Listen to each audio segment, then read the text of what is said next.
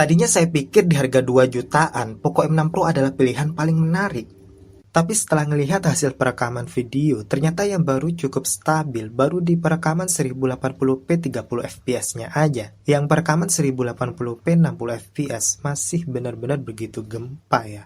Dan kalau di kamera depan, hasil perekamannya kalau pakai 1080p 30 fps, gambar berasa close up ya. Dan kalau pakai yang 1080p 60 fps, jelas masih belum begitu stabil. Apalagi kalau buat perekaman video di kondisi agak redup, di resolusi 1080p 60 fps. Kadang video agak patah-patah ya. Dan kalau buat hasil perekaman video di kamera ultrawide-nya, ini wajar sih kalau untuk HP harga 2 jutaan. Untuk perbandingan foto yang ukuran 64 megapiksel dengan yang ukuran normal, yang 64 megapiksel terkesan agak digelapin ya. Tapi terkesan lebih dikuatin sih ini. Bagusnya di kamera selfie untuk ngambil foto potret. Ini untuk pemisahan objek dengan lingkungan udah rapi ya. Bahkan efek bokehnya udah lumayan, yang melebihi ekspektasi untuk ukuran HP 2 jutaan. Di kondisi low light, ternyata hasil fotonya masih bagus. Entah itu di kamera utama, kamera ultrawide, atau yang ukuran 64 megapiksel.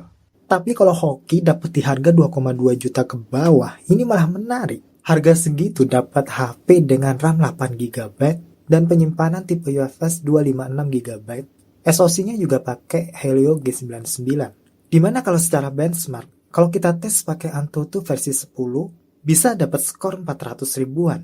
Kalau realnya, kita coba tes pakai Genshin Impact yang versi 5,2 saat ini, yang total size-nya 31,9GB. Untuk kali ini saya coba main Genshin Impact di maps area Sumeru Gurun Pasir. Dan kalau kita lihat, untuk FPS-nya rata-rata dia sekitar 30-40 pergerakannya. Ya, ini masih terbilang masih lumayan playable untuk main Genshin Impact di HP ini. Tapi kalau dilihat dari pergerakan FPS-nya, memang untuk rata-rata FPS-nya nggak setinggi rata-rata pergerakan FPS kalau main Genshin Impact di grafis lowes pakai Infinix Note 40.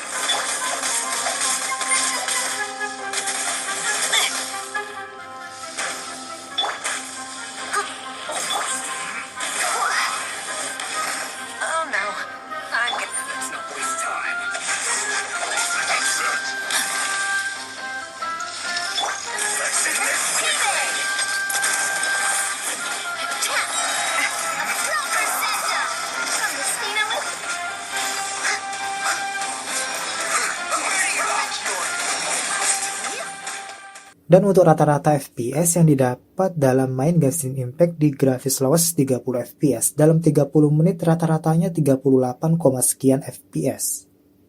Mungkinkah untuk Genshin Impact di versi 5,2 ini lebih berat, atau HP ini, Poco M6 Pro ini udah mulai agak di limit?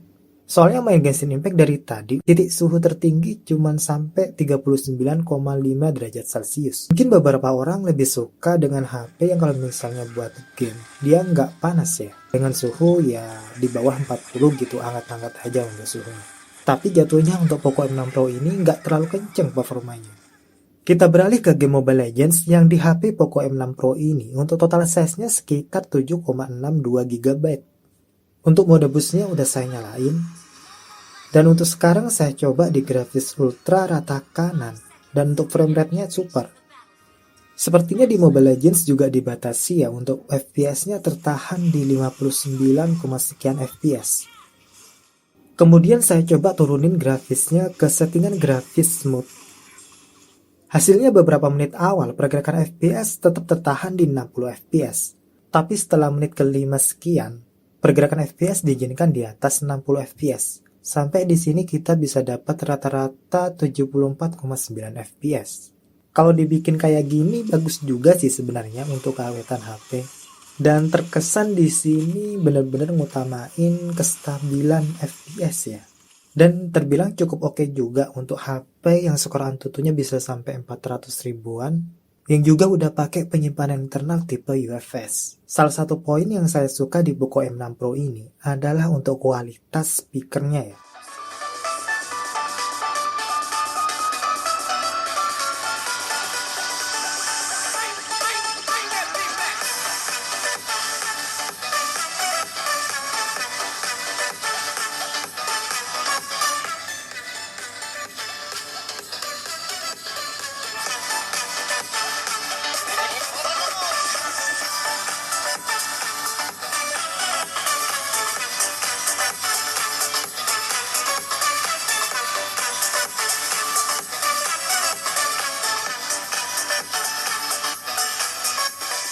Di lain sisi mungkin Poco juga perlu mengevaluasi terkait kecepatan charger 67 wattnya yang bisa sampai kurang dari 50 menit baterai udah full. Karena HP-HP sebelah dengan charger yang wattnya lebih kecil tapi durasinya juga 40-an menit. Dan buat durability baterai Poco M6 Pro ini semisal buat ngerekam video 1080p 60 fps durasi 20 menit.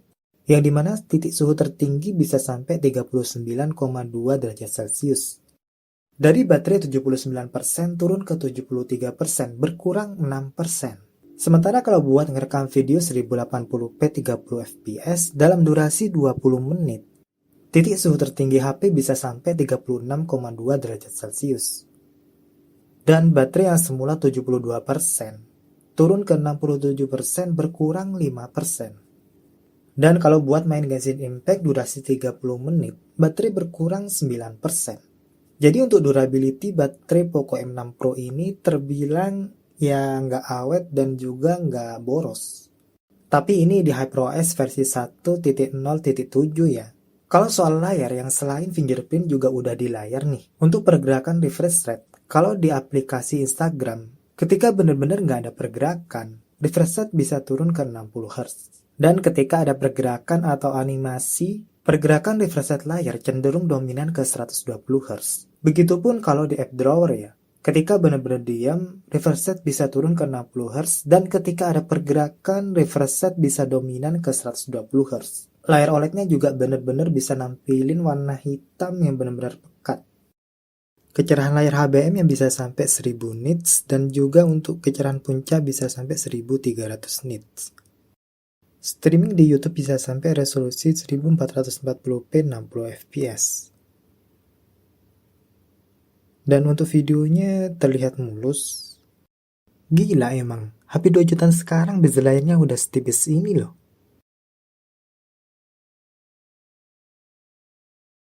Buat yang butuh bisa top up e-money, HP ini juga mendukung NFC. Tapi bagaimana menurut pendapat kalian terkait Poco M6 Pro ini? Kalau menurut saya selain OIS-nya yang kurang maksimal, celahnya HP ini tuh karena pakai SoC yang 4G, jadinya dia belum mendukung sinyal 5G. Demikian, terima kasih dan sampai jumpa di video selanjutnya.